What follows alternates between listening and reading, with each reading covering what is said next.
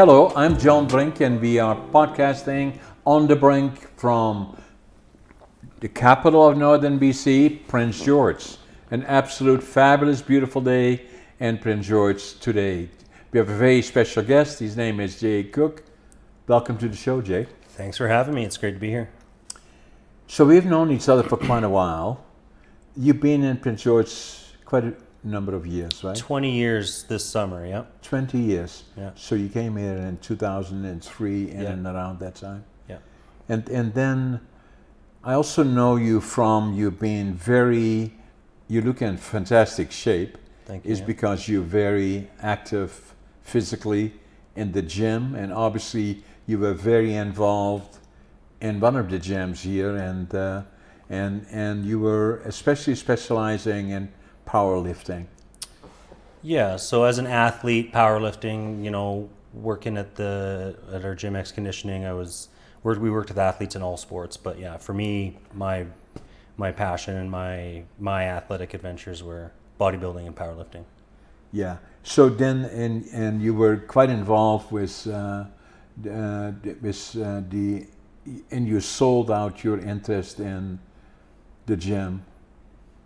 Yeah, I'm still technically a shareholder. Okay. But I stepped back as manager and working there. So I was ready for a change and needed to shake things up a bit in my life, and the opportunity came. So. Yeah, and so since that time, a couple of other things have happened. We've been quite involved with the group, and in sponsoring some fairly major Canadian championships. I think we've been involved since 2017. Sounds about right. Yeah, you guys have been huge supporters of all of the events there since that time. It's been awesome. Yeah, and it's always been interesting that we have, an organization like the Canadian Championships here in Prince George. Yeah. How did we, and Prince George is so unique, or the region is so unique, because I'm always amazed the athletes that we have here in all kinds of different sports, including Olympians and world champions of all kinds of different sorts. Is that somewhat unique to us here in northern BC? It seems like it, doesn't it? Yeah. I think the quality of athletes that have come out of this city, I think it's a testament to the families in this community and the investment in the parks and recreation and the sportings, right? Yeah. So I think when you get into bigger urban centers, say downtown Vancouver and stuff, you don't see the same investment in parks and recreation, and family dynamics look different. And Prince George is really a hub. You're hard pressed to find a sport that Prince George hasn't produced a high level athlete in. And the other thing that I find so unique is I released the official release of our book. It's sitting right there, actually. Finding Your Passion, Living the Dream was officially released last night, and we had a lot of guests there. And I always find it amazing how many people in the community come together and as a group, and it always amazes me that although Prince George is plus or minus about 75 to 80,000 people, and it's still a larger community, but still also a big community. Yeah, I've always said it's the biggest small town you'll ever find. Exactly. Where you have the amenities of the big box stores and all the resources that we have here, but also that small town sense of community where people really support each other and everybody's looking out for each other. And then the other things that are unique here is that I came here in July of 1965, so nearly 60 years. And but some of the major events when I first came here, especially on George Street, it was a boom town, but mainly bars and got pretty wild here usually on the weekends. And a lot of people came here only to make money and then to leave again. The question was very commonly was saying, when did you come here and when are you leaving? Mm-hmm. It has dramatically changed since that. Prince George is still relatively young, 1914 it was incorporated. Yeah. And then some of the main things that happened is the BCR, PG Railroad came into Prince George, late 50s, early 60s, and it then started to develop as a center. Obviously, about 30 years ago, University of Northern British Columbia, somewhat before that, CNC, College of New Caledonia, two amazing organizations, in my opinion. I had the privilege of being involved with both of those, and further developing them. You were also, did you come here to study at the University of Northern British Columbia? Yeah, that's what brought me here actually. In 2003? 2003, I moved up here I transferred from Douglas College. So I was playing college baseball in the Lower Mainland. Yeah.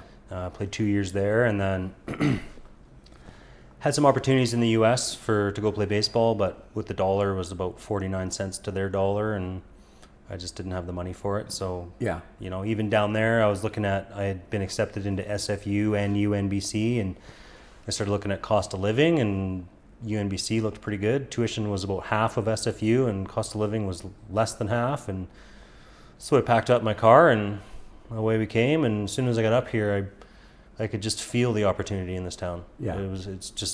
I've always been a big believer in this place and the opportunities that it provides, especially younger people. So baseball played a major role in your life as well. Huge. And you were very, very successful in it. Yeah, I played for one of the best programs in Canada when I was in high school, grade 10, 11, 12, the Coquitlam Reds. We won 2 championships, and then I played 2 years at Douglas College, and I still play in the men's league here. We have a game tonight, actually.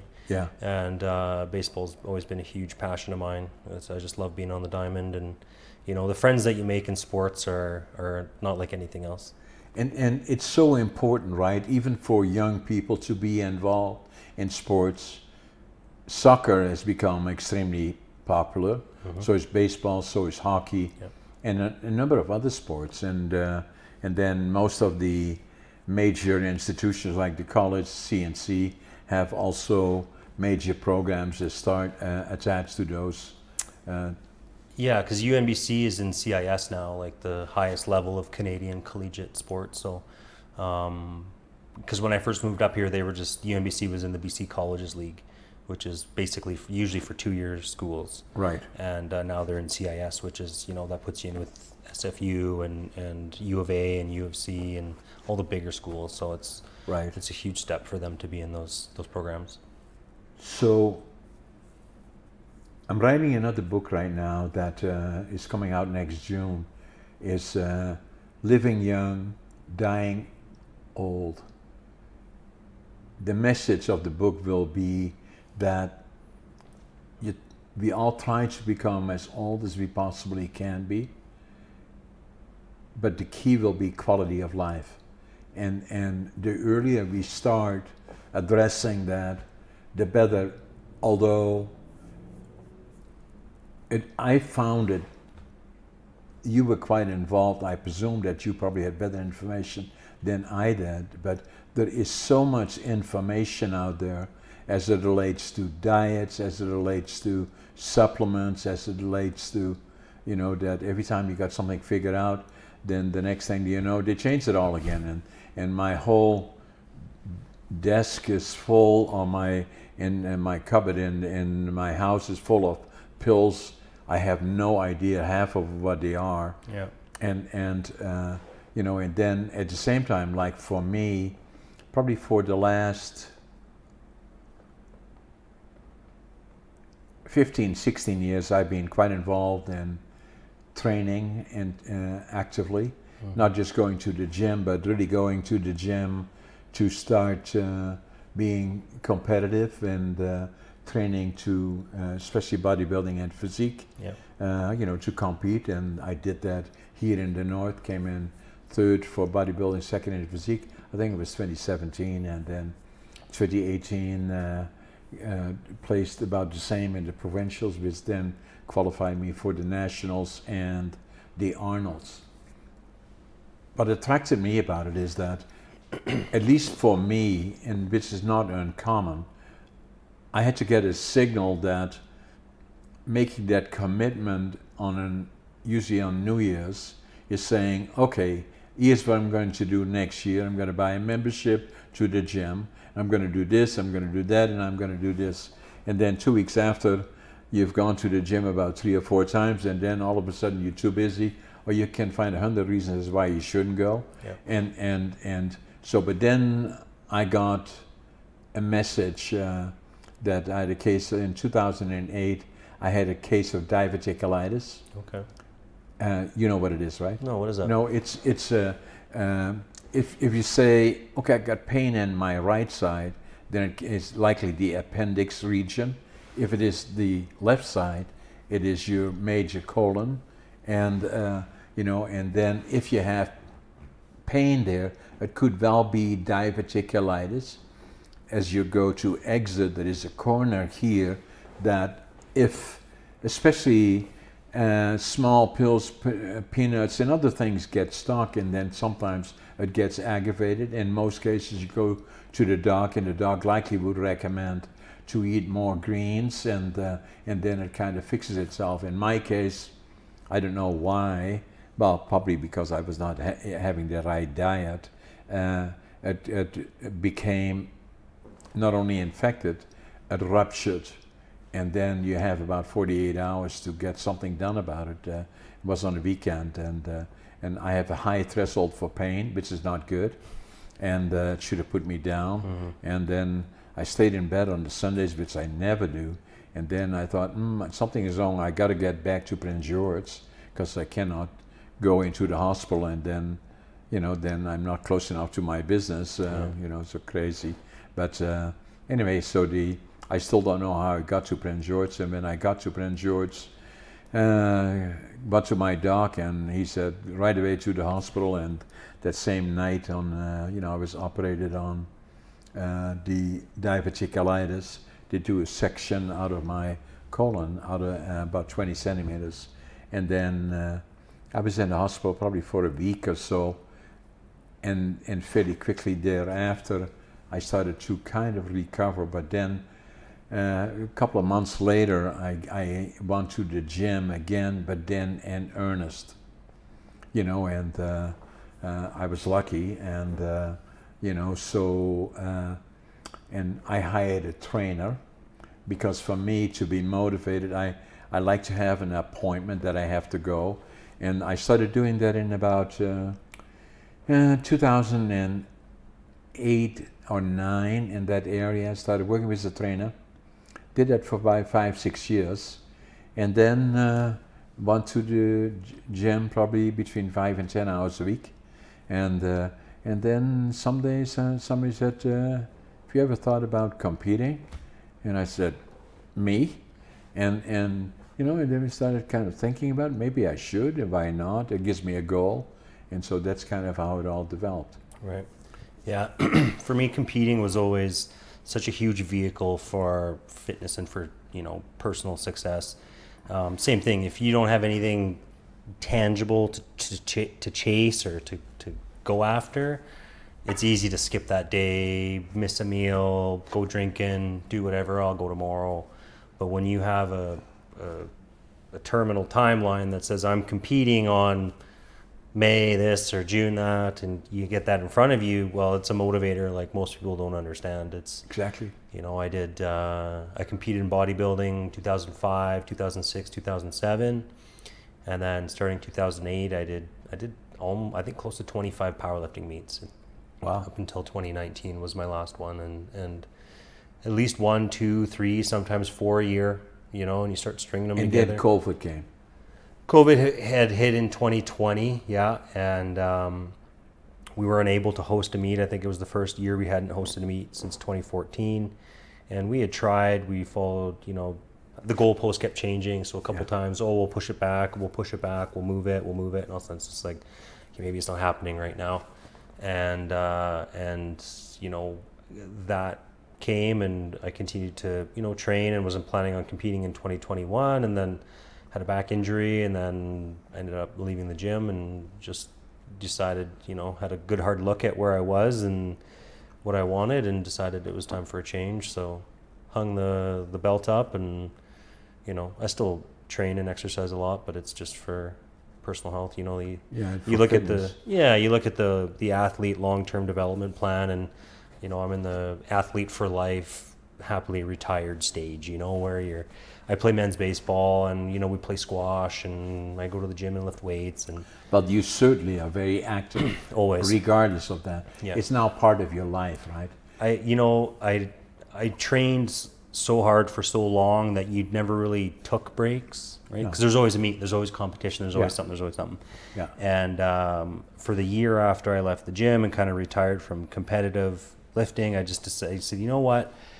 If I don't want to go to the gym, I'm going to give myself a break. I'm going to go at minimum 2 times a week, but I'm not going to make myself go, because there's times when you're competing that you got other stuff you want to do, you're not feeling into it, but it's part of the process, so you go and do it. Yeah. And it really, you know, started spending time doing other things. I walk my dogs a lot, started playing squash, started playing baseball again. Yeah. You know, you find this real nice balance where I feel really good. And, you know, but then I realized how important the training and the exercise is to my mental health. Yeah. And I trained consistently for so long and never had any gaps. No. Right? And then all of a sudden it's like, you know, you take a week or 2 off and you're like, why am I so tired? And why am I so grumpy? And why am I so short? Go into the gym, get a couple good days, all of a sudden you feel great again, your energy's back, your head's clear, and you know, it's an underappreciated aspect of life for a lot of people. Yeah. So that's one of the reasons that I'm doing the next book. You know, it kind of saying, okay, well, what does that mean? Living young and dying old.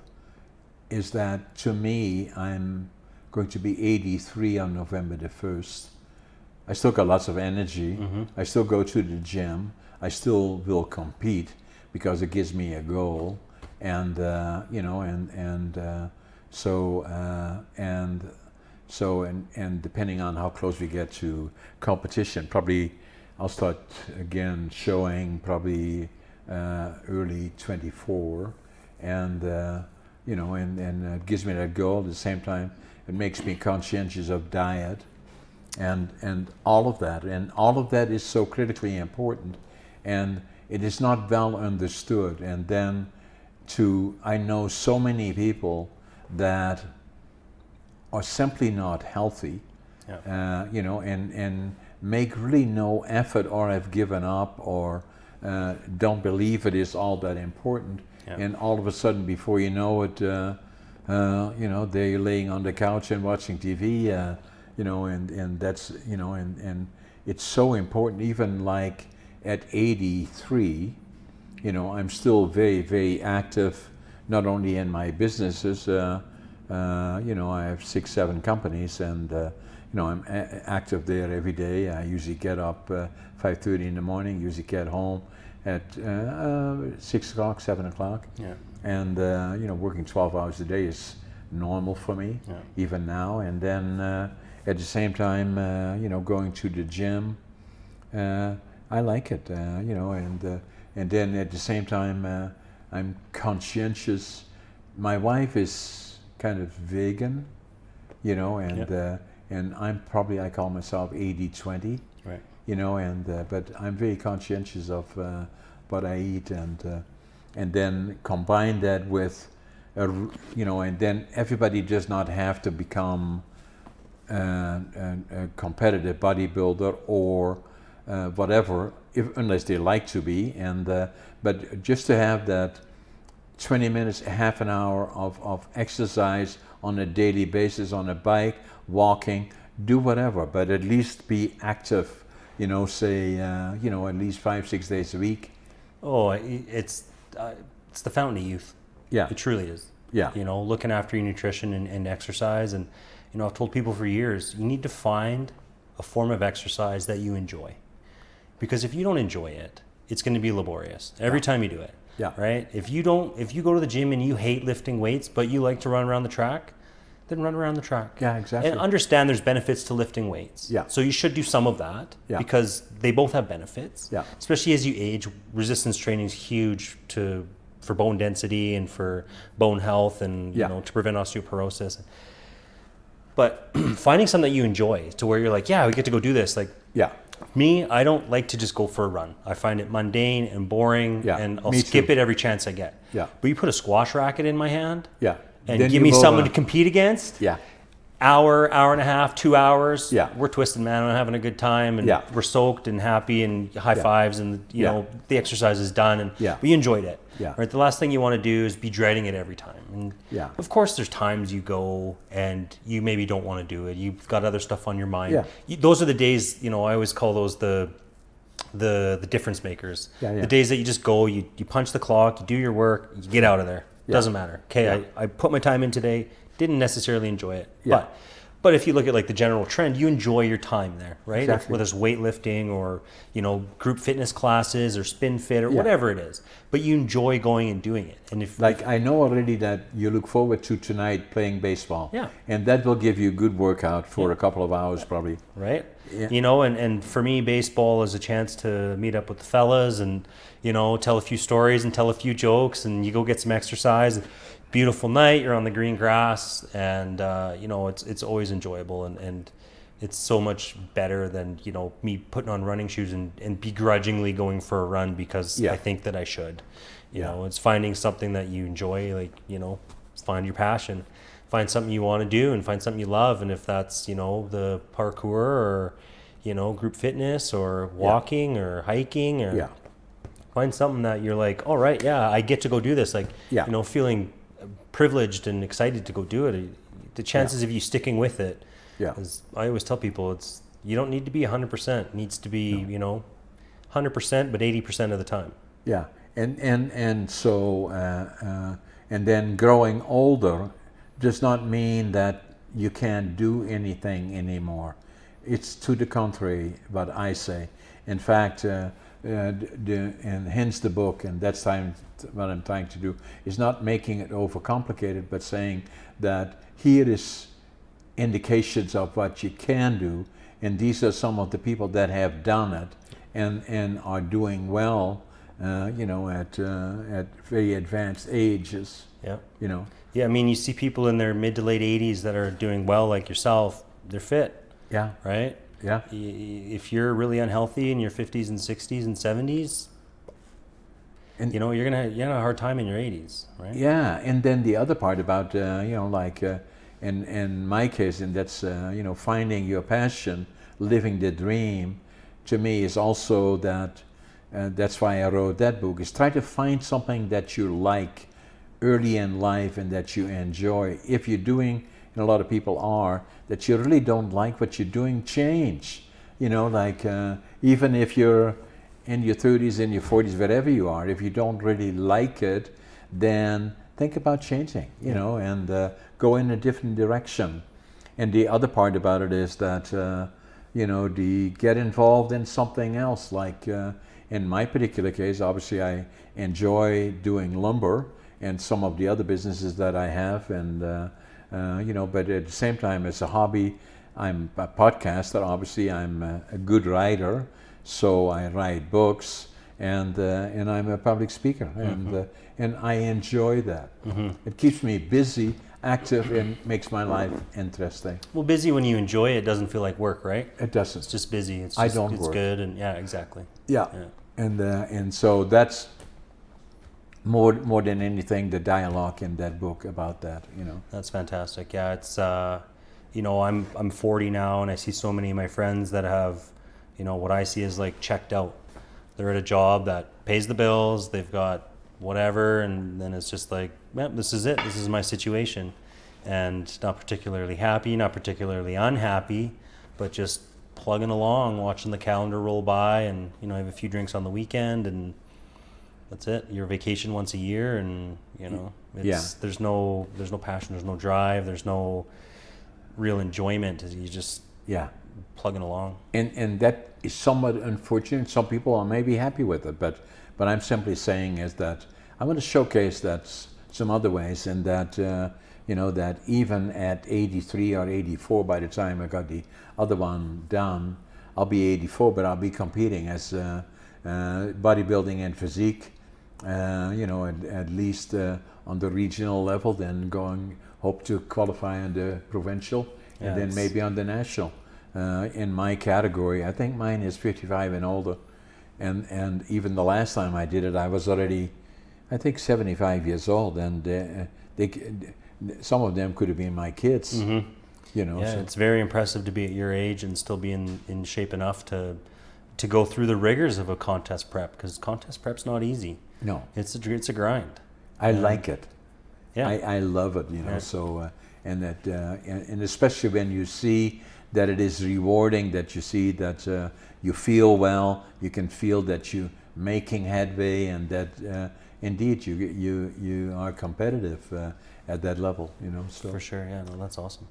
So the other thing that I've always been interested in lifting, and as a sport, and you were very good at it and very competitive, and some of the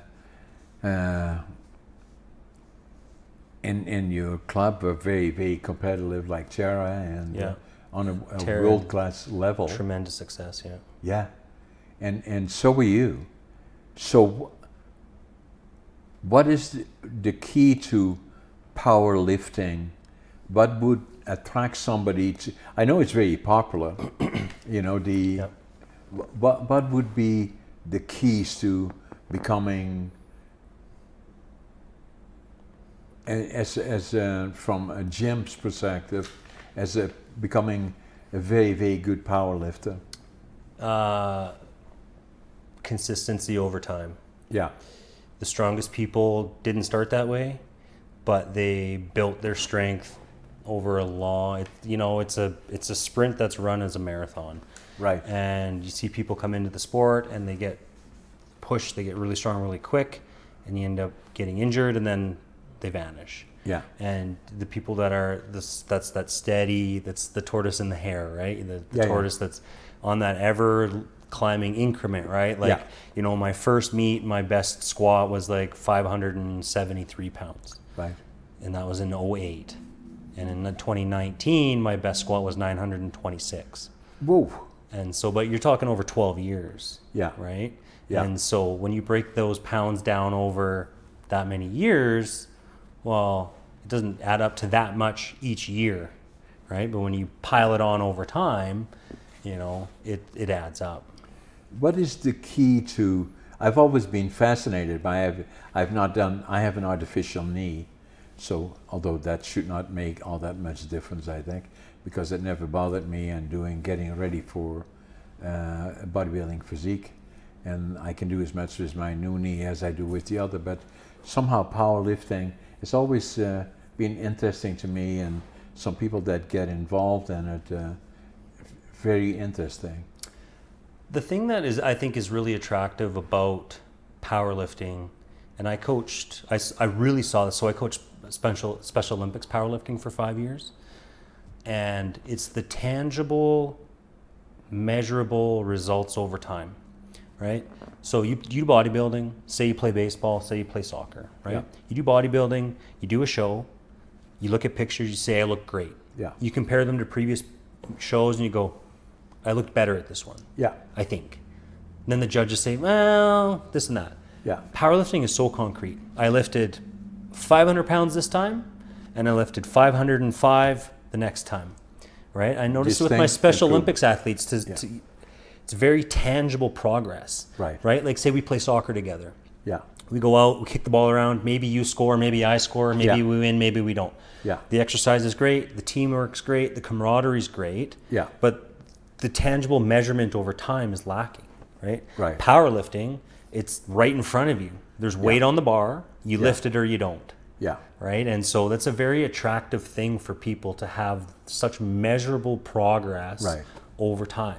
Right. I can say my first bench press was this, my second bench press was this, my bench press in year 1 was this, in year 10 it was this. Right. You can literally draw a line on a graph that says I went from here to here, or probably looks like that if you put the human component into it, but having it so tangible, right? And I really noticed with my Special Olympics athletes, because they would say, yeah, I lifted 300 last year, I'm gonna lift 305 this year. Yeah. You know, you don't get those conversations at soccer or swimming, or it's not as tangible, right? And so to see that like step-by-step climb in your strength is very intrinsically rewarding. Yeah. Right? Which lots of other sports don't offer. Yeah. And then were you training other people as well? Yep. Into the sport? And then is the key to kind of look at somebody and saying, I would focus on, I think you'd be perfect fit for becoming a power lifter. Yes and no. In my experience, the best power lifters comes from between the ears. For what? It comes from the brain. Yeah.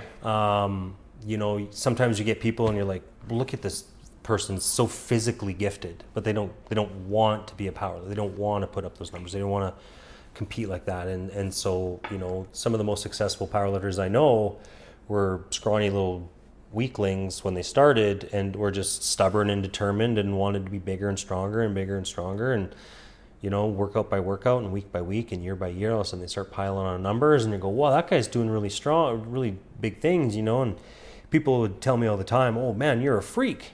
And it's like, well, you know, I might do freakish things now, but if you started when I started, you would be where I am too, or further. I wasn't particularly gifted in terms of absolute or brute strength, but just that undeniable, unwavering desire to succeed. And discipline. Yeah, huge. Yeah, and you know, so there's no question about it where you're going. And then the other part about it, Jay, is it's not only, you don't only do powerlifting, you know your body well because you have to, and then you work on different areas of your body just in the general exercise that I would do for my bodybuilding, that you focus on the areas that are most important. In powerlifting, one of the most areas that's most important, correct me if I'm wrong, is your back. Yep. Yeah? Yeah. Lower back, upper back, it carries all the weight. Yeah. Right? And a part of the continuing process of getting stronger, because they call it the law of diminishing returns. So the longer you've been doing it, the more you have to do to get less. Right. Right? And so identifying where weaknesses are is a huge part of it. Right? So, you know, when you look at training, you look at what we call GPPs, general physical preparedness. And that's just being overall strong, overall in shape, you know, having good conditioning and good cardio health and good recovery. And then you look at SPP, which is, you know, specific physical preparedness. And that's when you start to change into meets, right? You change your focus to just getting the 3 lifts dialed in and getting your technique good and getting everything peaking for the meet. But yeah, the back is a huge part of it, right? Like you think about when you squat, the bar's on your back. It's called the back squat, right? You know, and most people can leg press more than they squat. Yeah. Well, why is that? Yeah. It's your back. Your back's the problem in between the bar and your legs, right? You know, and benching too. Good benchers, all that weight's carried up in their traps, and you know, and then you deadlift. I mean, the deadlift's clearly the most visible back exercise of the 3, but having a big, strong, bulletproof back is, you'd be hard pressed to see anybody with real big numbers without a big, grizzled, thick back, top to bottom. 100%. Yeah, so that's where you also focus on, right?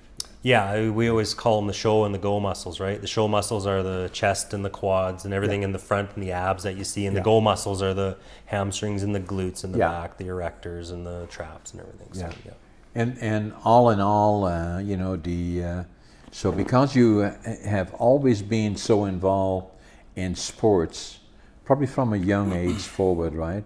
Yeah, Did you go to school and down the coast, or to high school and all that kind of stuff? Yeah, so I started playing baseball when I was 4, I think. Yeah. And then I played soccer for a number of years. Your family was quite involved in sports? Yeah, for the most part. Yeah, my dad played like high school football and rugby and baseball and stuff. So he's a very athletic guy. Happens, right? Usually trickles down, right? Role models and such. And so I played soccer for, I think I was 10 when I started, till I was 17, 18. Ended up having to give up soccer because I was playing so much baseball. Yeah. Like baseball, I was playing 130 games a year. Yeah. So lots. We were playing from March to November. No room. No, there just wasn't, right? Yeah. And it wasn't fair to the other team, to the sport of soccer, that I just wasn't able to give any time or effort to it. Yeah. You know, when you get to that age as an aspiring athlete looking to really specialize, there's give and take. Yeah. Right. I talk to young athletes all the time, and in grade 10 or 11, and it's like, well, do you want to be pretty good at 2 sports, or you want to be really good at 1? Yeah. And that's okay if you want to just be semi-recreational in 2 or 3. Yeah. That's great. Yeah. That specialization isn't for everybody. No. But for the ones that want to advance and to really, focus on Excel. then there has to be those choices need to be made. Right? Yeah. I remember when I grew up in Holland, the main sports there were soccer for sure, and then, skating, Right. speed skating. Yep. And I did that, and soccer. And then I did judo. I had my brown belt before I went into the Air Force. And then when I came to Canada, I didn't go any further in there. But, but that's kind of growing up like that. Mm-hmm. So important for young children in particular, getting exposed to the different sports. To lots, right? Yeah. I'm a huge believer in that. Each sport offers a different piece of development. Yeah. Right? And the more that you do, the wider that base goes, because a pyramid can only be as high as it is wide. Right. Right? And so, unfortunately, there's in my opinion, too many parents specializing too early. You're 7 years old, and you're playing spring hockey and summer camps and playing hockey all year round. And then you got a hockey trainer, and it's like, listen, they're 8, they're going to hate hockey by the time they're 12. Yeah.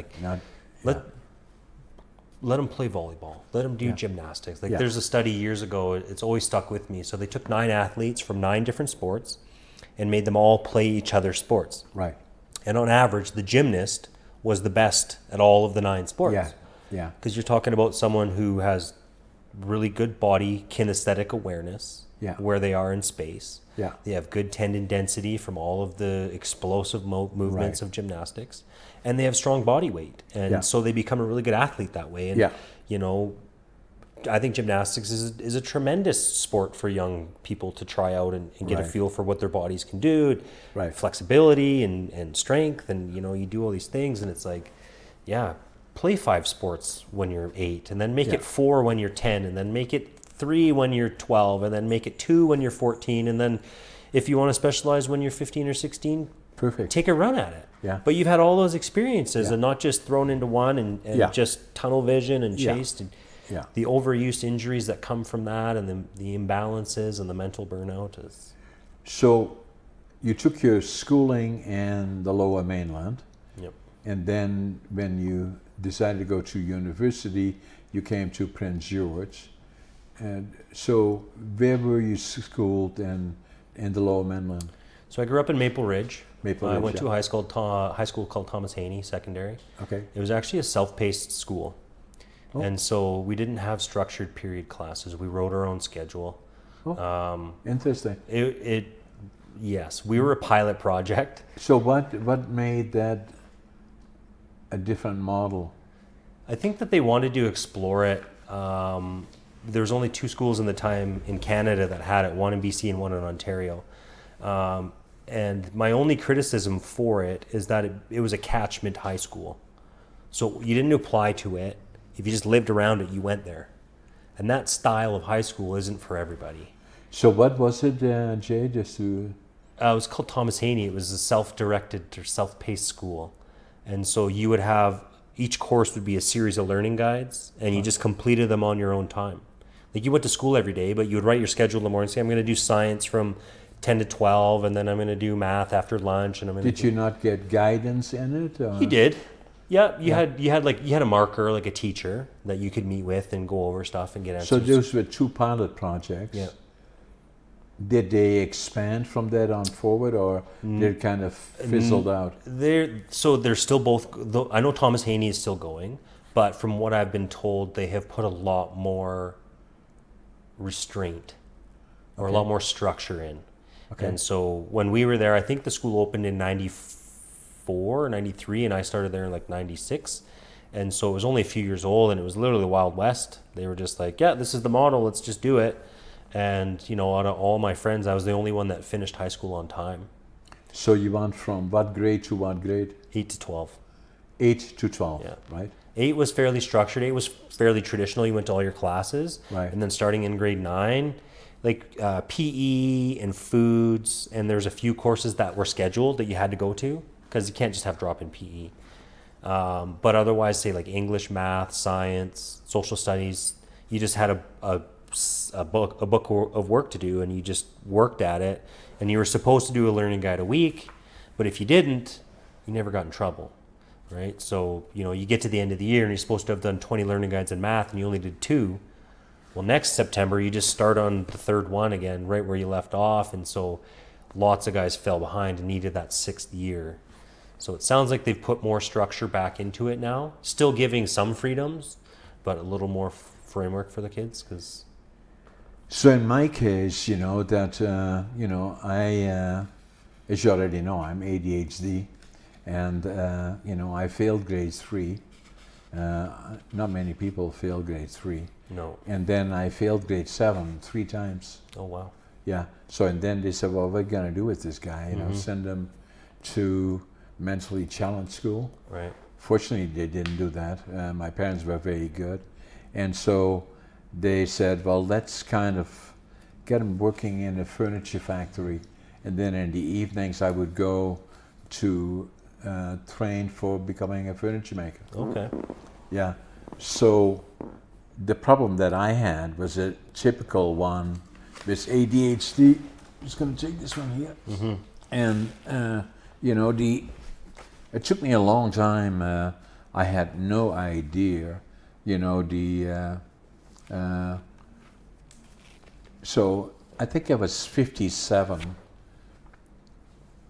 You know, let me crank back a little bit, is, you know, we were liberated by the Canadians April the 12th, 1945, and probably saw far too much of the war years were tough and difficult in the area where we were, and probably was somewhat affected by PTSD and seeing far too much we shouldn't have seen. And then I was so impressed by the liberation of the Canadians that I always knew I wanted to go to Canada, right, the land of my heroes, right? So, and then the other part that bothered me is that I kind of felt I had failed. And Holland is always, okay, you want a job? So what are your diplomas? Well, I had no diplomas, you know, so, and I thought that I could do just as well as the others, but I had to start over again from the beginning with nothing. So that's what I did. When I was 24, I made a decision to go to Canada, take $150 a suitcase, one set of clothes, and $150. And then I had the dream of building my own lumber mill, because my grandfather was a master carpenter, and my dad worked in a small lumber mill, not his. And so I always knew I wanted to have my own mill. So in order to do that, I had to go to BC. And, you know, so, and that's what I did in July of '65. I couldn't speak English, I didn't know, soul, didn't have a job. Fortunately, I talked to a German fellow that I could speak some German in Vancouver. Told him what I wanted to do. He said, Prince George. Oh, yeah. That's where they're building all the mills, that's where the opportunities are. So I went to Prince George. When I came out the bus here, I had exactly $25.47. But the one thing that I did have, and I always, this is very important to me, is attitude, have a positive attitude, passion, you know, and then work ethic. And if you follow that, then what follows is success. Yeah. And, you know, and so I started here from the ground up, and fairly quickly I made my way through it. And 10 years later, I formed my own company, you know, Brink, Forest Products and the Brink group of companies, and but it was not until I was 57 that I walked into the store. Actually, I signed my this morning books in the store, and when I was in that store, in 1997, I looked at a book that I picked up. It's Driven to Distraction. I still don't know why I picked it up. And as I looked in the book, it talked about ADHD, and I thought, oh my God, that's me. Right. And the more I read about it, the more everything then kind of became clear to me as to where my difficulty was. And the other part that I write about in the book is I felt the first 5 years, that was then I was 57. It took me 5 years before I talked to my family doctor, and it was a friend, delivered both my daughters, but it was a personal friend. And but I was still ashamed of it, and the stigma attached, and so I went to my doc, and he said, hey John, why are you here? I said, I think I got ADHD. So we looked at it and kind of, I do, so, and then the more I found out about it, the more I looked at Google and all the other kind of things, it became clear that I had it. And then it took me quite a number of years, till about 6, 7, 8 years ago, when I started talking about it more and finding that in general, people believe that about 7-8% of the population is affected by ADHD. I believe it's closer to 20%. Yeah. And and then the other part about it is that I felt I had to write about it because I considered it to be a superpower. I couldn't have done, and I could not do what I'm doing without being ADHD. There's no question in my mind about it. And then talking about schooling, that's why I kind of primed you a little bit for your schooling, because I believe, and I write about that in this book as well, I had the opportunity to sit in the plane, I think it was between Vancouver and Victoria, actually very slow. It takes about 20-25 minutes, that from the time you get in the plane till you're down by the gate. I got to talk to a fellow, and he said, do you remember me? I said, I don't actually, but somehow I do. He said, well, I'm Tom Romer, and he was the vice president in academics of the BCIT. Okay. And I started talking to him about, he knew that I had written the book Against All Odds, and then I told him I'm writing this other book about ADHD, and then he said, very interesting, he said, because we are doing a whole different approach right now to studying, and it takes into consideration what they call micro-certification, and where they focus on the core of the trades that you're trying to acquire, or the skill sets you're trying to acquire, and all the other things do at a later point, but first train them in the core, which would not take 4 years of talking about all the other things, but maybe 6 months, and then in some form add the other things to it at a later point, which makes a ton of sense to me. And so that, and in particular, kind of looking back in my own situation, I'm a typical ADHD that if I'm not interested in the topic, I don't even hear it. Yeah. I'm in another world, and the same was going to school. I could sit in school, and if somebody said to me, what did he talk about in the last hour, I would not have a clue, because I'd be in a whole different world. Yeah. And I believe that with the high frequency of occurrence now between males and females, that modifying the traditional schooling system that we have needs an overhaul into a different direction, especially taking into consideration micro-certification, I believe. Yeah. And I thought I'd just add that to the conversation. And I know that I could not have done what I'm doing, even still not today, without ADHD. Yeah, no, I would agree with that. And you see, in my Strive program, I work with some of the inner city schools, Nesdale, Ron Brandt, and difficult academics sometimes, and then you put a tool in their hands, or you get something that they're interested in culturally or something, and they just shine. And you just watch these kids do things that nobody ever knew they could do. No. And you go, whoa, whoa, whoa, whoa, where did that come from? Exactly. What do you mean? And they just roll with it and they just shine. And, what's that old Einstein quote? If you spent your whole life, or if you judged intelligence on the ability to climb a tree, a fish would spend its whole life thinking it's dumb. Yeah. Right? And it's, I think Exactly. I agree, being able to help kids. So what it did for me is that I knew that I could do it and that I had the ability, no different than all the other people, although it was not easy.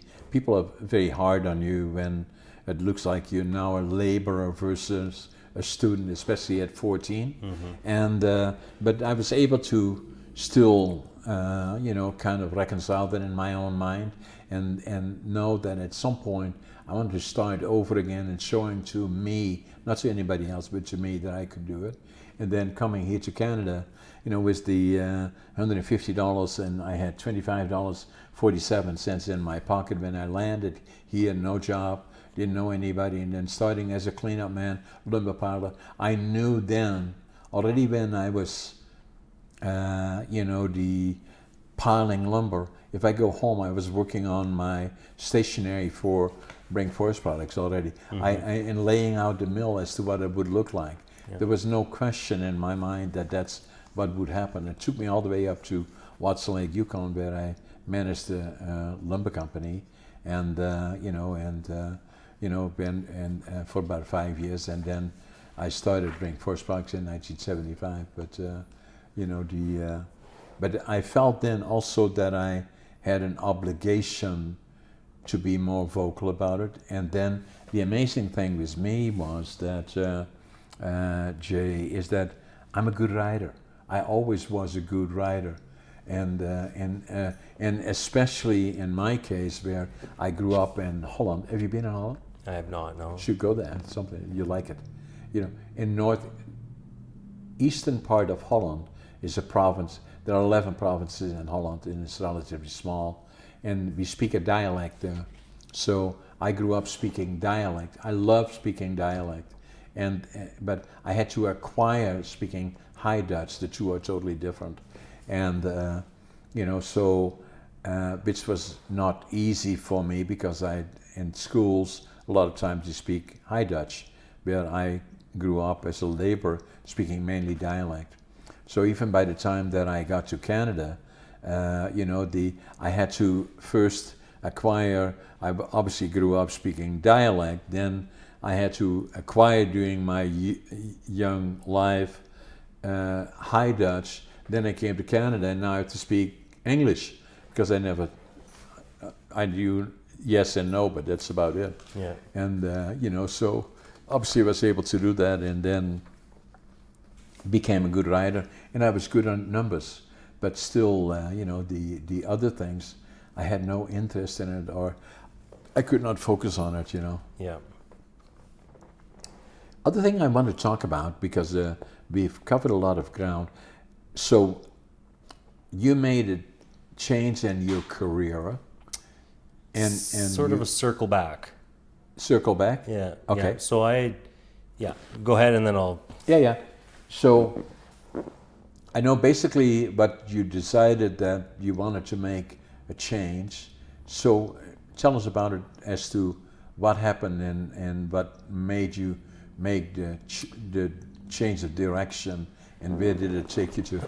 Yeah, it's one of those, you make a decision and then, you build the plane as it flies, Right. as it's taken off. And so when I went to Douglas College, I took criminology. And when I transferred up here, I took psychology. Okay, so that was another thing I forgot to ask you. So in school, you want psychology? Yeah, so I have a degree in psychology and a diploma in criminology. Okay, from Douglas College diploma in criminology, and then a bachelor's of science in psychology from UNBC. Interesting. Yeah. And so actually how I know Scott is we'd worked in a group home together. So I worked in a youth assessment center with youth. I worked in several group homes, worked with special needs. Sure. And when I finished my degree, my plan was to work for a few years and then go back for my master's in psychology. Right. And things happen.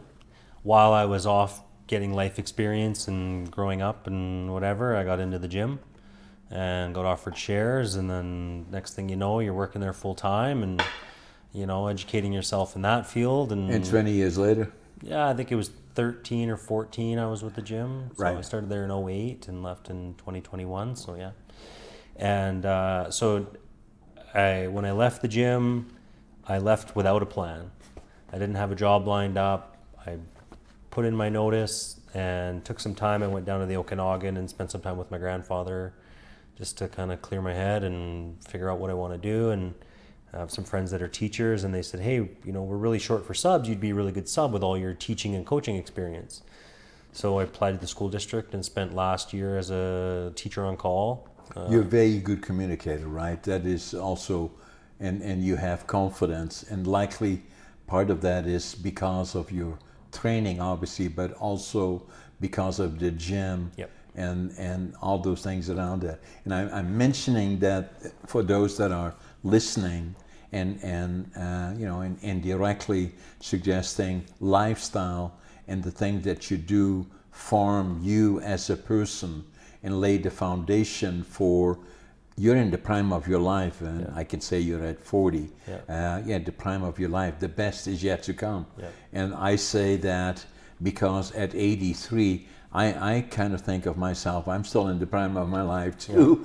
Yeah. And also because of the same reasons that, that attitude, passion, work ethic, Yeah. the gym, the discipline and the determination is the foundation that makes you successful, made me successful. So 100%. yeah, and that's why it is so important that the people from around the world that are watching to us, and especially the young people, and even the ones in middle age, Yeah. So Well, I tell everybody I've ever coached, just be the hardest worker in the room. yeah, You know, you can't. Most of my success in athletics has been because I've refused to be outworked. yeah, I'll be more disciplined. I'll work harder. I'll train more. I'll go to sleep earlier. I'll do whatever I got to do to be better. Right. yeah, So between coaching, you know, I coached baseball, I coached Special Olympics, I coached powerlifting at the gym. You know, I was a strength coach for the Prince George Cougars, for the Prince George Spruce Kings, for the Major Midget Cougars, Kelly Road football. I'd been around groups of people, you know, at our gym. We ran classes up to 30 people, and you're instructing and you're talking and coaching. And, Yeah. and so talking in front of people was a very developed skill for me. exactly. And so, you know, I started teaching, and, you know, when I was doing my degree, I connected with one of my professors who was doing work in the high-risk youth field, and I told him I wanted to work with high-risk youth. So I grew up in a bit of a broken home. Mother has addiction problems, mental health problems. She was missing for a number of years. And so I wanted to use my experience to help youth in need, vulnerable youth. Yeah. And so, like I said, so the gym that's why I said it's a circle back, because I was on my path, and then the gym came, and then that was my passion, and that was really the direction I was full speed ahead. And then, you know, after I left, I got into teaching as a substitute, and let me tell you, it's not easy. You go into a classroom with 30 kids that have never met you. You got to teach a bunch of stuff you haven't been trained to teach, you know, or you haven't thought about since you were in high school. Yeah. And, you know, I really found myself connecting so quickly with the kids. I rarely had a bad day. Yeah. You know, I would go in and you know, you get the briefing in the morning, say from the principal, and they say, you know, it's a really tough class, and there's this, you got to watch out for this and watch out for that. And okay, sounds good. And you get going in your day, and you see them at recess, and say, well, how's it going? Oh, it's good. Really? Really? Yeah, we're good. Not supposed to what? be it. Okay. Yeah, they're expecting, because usually their kids are tough on the TOCs, and so, you know, I worked everything, you know, the same school day I taught kindergarten till lunchtime and calculus 12 in the afternoon. So literally every subject, every grade, every school. And Good experience, yeah. it was very cool. It was Yeah. amazing. You know, I I have nothing but respect for teachers and the work that they do. But your foundation again lies by all the things that you did before. Yeah, and I had a lot of fun with it. You know, like I would go into say like a grade 5 or 6 class, and I would say, hey, you know, good morning. You know, I'm Mr. Cook. Yeah. But my friends call me Mr. Clean. Yeah. You know, and they'd we can call you Mr. Clean. Yeah, sure. I've been called worse. So then the rest of the day I'm Mr. Clean, right? And hand goes up. It's like, question. They're like, what's in your magic eraser? You know? And it would build an easy rapport in the morning, right? Yeah. And I would just feel after that my whole day would just oh, this guy's cool. This guy's fun, right? Yeah. And so then you do the work, but it really reaffirmed my connection to youth. Yeah. And my gift with youth. Yeah. And so, you know, I was teaching, and I had applied as a victim service assistant with the RCMP in town, with the city. And was that a job that was in place? Yeah, so it was so victim services is like, say if you're a victim of crime, okay, the RCMP in the city offer victim services, which helps you connect to counseling. Okay. It's a service to help with the stress of being a victim. Okay. And so I'm enrolled right now in the Masters of Education Counseling at UNBC for September. So I was planning on applying, and I was like, you know, this is going to fit up, this is going to align well, right? So I apply, I do the interview, I get the job, and because it's an RCMP at the city, but I work in the detachment, so I work with the RCMP. Oh. So I sit right on the fence. So I have two. So you work from the detachment on 4th Avenue, yeah. On Victoria Street and 4th? The big one, yeah. Yeah, the Taj Mahal. Yeah. So because you work inside the detachment, you have to go through a rigorous security screening. Yeah. Which took 6 months. Whoa. Yeah, long time. They got to do a big background check. You have to provide everybody you've ever lived with and everybody you've ever worked for, and big long list, and they do all these calls, and it's a big deep dive. They have to figure out that you're a reliable person because I have access to police files. Right? Yeah. And so during this time that I was waiting for my clearance, I get a call from the manager of police services, Devin Cooper, and she says, hey, I want you to come in for an interview on this other job that just came up. And I went, okay. I just got one. Yeah. I'm like, she's like, no, it's going to be really cool. Just trust me. Just come in for it. I'm like, okay. So I've never really had a lower pressure job interview. I've already got a job, right? Yeah. So, you know, and I get in there and we start talking, and it's so the city's received a grant from Public Safety Canada, and it's for youth gang prevention and gun violence. And so it's called the Building Safer Communities Fund. And so it's a 4-year grant. And say it once more. Building Safer Communities Fund. Oh yeah. Building Safer Community Fund. Okay. Through Public Safety Canada. Yeah. And so there's like 50 something communities all over the country that have received a similar grant. And is that only for the proper city of Prince George that they have, or is it for outside of that as well? What do you mean? So they got the community Safer Community Fund applies to the city of Prince George. Yeah, that's right. Yeah, not to the region. No, just the city of Prince George. City of Prince George is the recipient. Okay. And so we have this grant, and it's a blank slate. And so I come in for the interview, and I sit down with a criminologist from Simon Fraser University, who's one of the consultants on the project, and with my manager, and start talking, and they want to build this youth rec program, and they're just basically like, you're the guy, you're like everything we need, you have the teaching experience, you have the coordinating experience, criminology background, you have the background in crim and psychology, and you have all these, you check every box that we want, everything. And then some. Yeah, right. And so sounds good, let's roll with it, right? I still didn't know what was going on. No. Sounds good. Does it pay more? Yeah, it pays a bit more. Perfect. Yeah, okay. That's a benefit. I'm in, right? Yeah. And so, we start taking off and working with an amazing team. We have 2 criminologists, some, awesome, our steering committee is like an all-star team. And we start running with this thing. So the program we've developed is called STRIVE, which stands for Strength Through Resilience and Independence via Empowerment. Right. And so it's a youth empowerment strategy. Is that a Prince George program, unique, or is it? It's one of a kind, man. Strive. Yeah. Okay. And so our big thing is youth empowerment.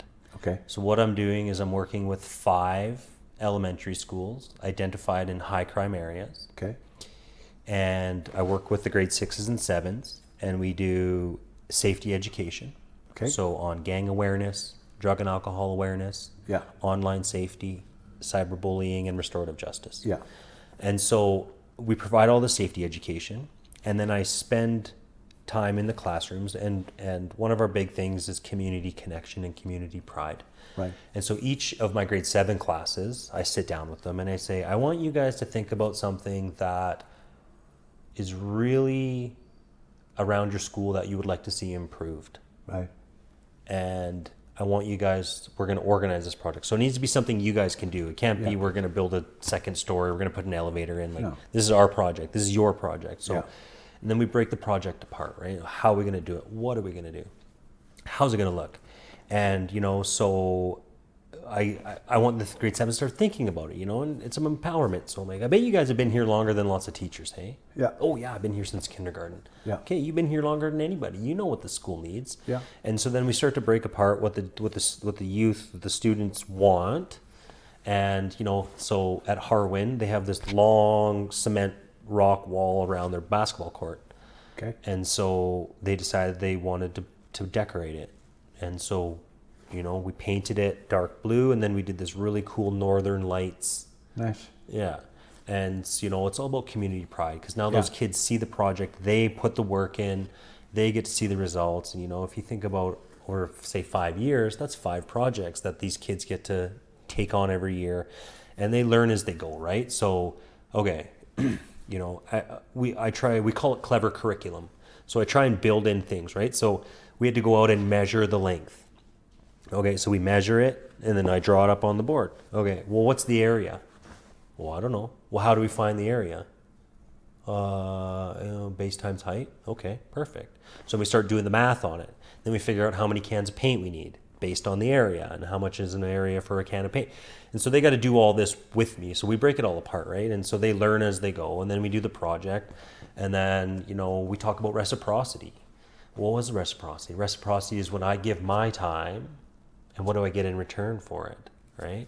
You know, I say when I volunteered with Special Olympics, you know, I give my time, and my reward was seeing the athletes advance and all the hard work and sharing my knowledge with them, right? And so we work with the 5 schools, and then from the 5 schools, we identify and interview and screen somewhere between 15 and 20 youth that are going into grade 8. So we just finished our first intake. We have 17. And we're going to keep them together through from grade 8 through to grade 12. Wow. Out of school time. And so it's going to be community, you know, it's going to be a blend of education, recreation. Outside of school? Yeah, after school and weekends. Yeah, and so what not school location either, or? Probably not. Right. We'll do some things in school. So like, we're going to do an academic hour every week where we do tutorials and academic supports. But I think for the most part, I think our home base is going to be the Connaught Youth Center. Okay. You know, we did a big community review in the fall to kind of get a feel for what existed, and because we didn't want to have the same thing. We didn't want to do the same thing that already existed. No. Right? We didn't want to take away from things that existed. Makes sense, yeah. And we learned that kids, if it's an after-school program, they don't like to be at school anymore. Yeah. Right? Away from feels like detention. Yeah. Right? So we're going to scoop them up, and we're going to take them in the community, go do something, right? And so our whole goal is with the program is, you know, you put kids together, and these kids are, you know, they're living in high crime areas, but they're kids that are hardworking, determined, passionate, that are lacking opportunity but have tremendous potential. Yeah. And we're going to put them in a room together, and we're going to work with them, and we're going to, you know, it's going to be rigorous. They're under the understanding that it's going to be hard work, but the beauty's in the work. Yeah. Right. The beauty's in the labor. And so our big thing is providing opportunity for these, you know, vulnerable youth. And, you know, each year we're going to start a new group. So this year we have our grade 8 start. Next year they go to grade 9, and we start new grade 8s. Then 10. Then at the capacity, we're going to have a group at 8, 9, 10, 11, and 12. So you're going to keep them every year when they come from the lower classes, go to grade 8, then they become part of a new group? Yeah, so the 9 stay together. Yeah. Yeah, and then all we the way start a to new grade group. 12. Yeah. And then the goal is to have the 11s and 12s mentoring the 8s and 9s I like and it. Yeah. working backwards. And it's all about building long-term peer supports and giving them opportunities, right? Yeah. So yeah, it's been quite the ride to get to where, you know, you take forks in the road and then you realize it's like, wow, it's a great spot, and, you know, we're cruising right along with it. So you in the city now have created that new entity, supported by funding of the federal government. Will there be more funds available after the 4th year? Well, that's part of our sustainability plan. So part of the grant is you have to provide a plan for long-term sustainability. Right. So we have so the kids in the program are going to understand, it's going to be, you know, well communicated from day one that they're living in a bit of a fishbowl, that you're going to have to do surveys and focus groups, and because we have to have a robust evaluative process. Everybody's well aware this is a pilot program. Yeah. You guys are taking this thing off the ground, and you guys are flying the plane, and, you know, and take ownership, right? Yeah. And so, you know, we want to have as much data as we can after the end of the 4 years to say, look at everything it's doing. So we can go back to Public Safety Canada, so we can go to Public Safety British Columbia. And so we can enter the corporate world and say, hey, you know, who's interested in supporting this program? How can we, you know, we would love to have support for A, B, and C, and we would need to cover costs for X, Y, and Z. And how do we do all that? And so, you know, we've talked about sustainability being, you know, many baskets with some eggs instead of all the eggs in one basket, because if that one basket breaks, then you're in trouble. Bring in entrepreneurs to talk about entrepreneurship or business or opportunities in the business world, right? Yeah, we want to really provide a lot of the community experts here, and exposing them to that, right? Like we've talked about, you know, learning how to cook, and who do we bring? Do we bring in a local chef? Let's learn how to cook with one of the local chefs. And who's interested in trades? Well, let's bring a few tradesmen in. I like that. Right? And so for the kids, you know, grade 8 and 9 is really exploratory. We want them exposed to lots in the community. To figure out what they like. You know, and then grade 10 comes along. You know, we have a big experiential component. Finding your passion, living the dream, right? Right, exactly. No, exactly. So that's what it's all about. Yeah, it is, and it lines up. The earlier in life that you get exposed to all the opportunities, the better informed you will be as you go forward at that critical age, right? Yeah, absolutely. And then, you know, showing them that those opportunities exist for them, you know, and that it's there for the taking, with hard work and with direction and mentorship, that you can chase that and you can achieve things that, you know, one of the questions I have in the intake is, you know, there's a miracle and you wake up tomorrow and you're 25 and your life is exactly how you planned it. What's it look like? Exactly. Right? And you ask a 13-year-old that and they got to think on it. Right? And then they think, well, I'd like a nice house and a nice truck. Okay, sounds good. Do you have a wife? No, not at 25. Okay. Well, who do you live with? Oh, I got a few friends that we live with. We like to barbecue, and there's a pool in the back. And they start to tell you, they start to vision, right? And so then we can work back, right? And I say, okay, well, how do you think you get a nice big house like that? Well, I got to have a good job. Okay, well, how do you get a good job? Well, I should probably graduate from school. Yeah, graduating from high school is the first step, right? So then you can work backwards for their goals to show them, well, how does that happen? Well, that starts with going to grade 8 and completing grade 8. And that, you take those big goals and you break them down into those bite-sized pieces to say, hey, just start showing up in grade 8 and then, work at the program and work in the projects. And I like it, Jay, is that actually yesterday when we did our announcement of the book coming out, Finding Your Passion, Living the Dream, this was an interesting experience, that we had well over 100 people there, and some of them were families. So at one point, I did my presentation, a little short one about, some of the things that I've been doing. And And so this young girl came to me with a mom, and she said, "Can I ask you a question?" I said, "Well, sure." And she said, "If you started with $25.47, how did you build a mill and bought a mill and all the other businesses that you talked about?" I said, "Oh my God." I said, "It was all hard work, but this will take a bit longer than just a few minutes to talk about." But I like that you asked me the question. Feel free to ask me again. And I said it's partially ADHD, I believe, and then the other part is hard work. So but she must have been. I'd be surprised if she was 12 years old. So insightful. Yeah. So it's nice to see.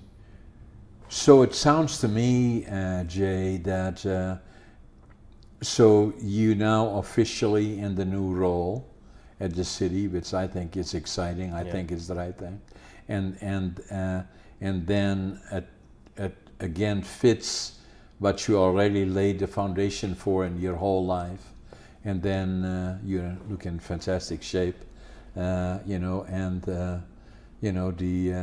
I believe it's progress for the city as well, recognizing that to interact with especially the young generation, to become interactive with them is very important at those ages. I appreciate you being a guest, Jay, and appreciate you bringing me on here. In all the years that I've seen you working and being dedicated, I think the city of Prince George has become moved into an area that I believe is very, very important as the younger generations getting more interactive and experience from all the things that are your life. And I'm pleased that both the federal and the provincial government are recognizing that. So, I think you're going to do a terrific job. If there's anything that I can do for you, or we as a company, love to stay in touch with you and maybe even be involved in areas that if you're looking for speakers. We would love to have you out. We're always looking for great speakers to inspire our youth. You have a fantastic story, so it's one that's very commendable and people could relate to, because we've all had bank accounts that look like that. But I love it, especially working with young people. Again, Jay, thank you very much appreciate being my John. guest. Thank you very much.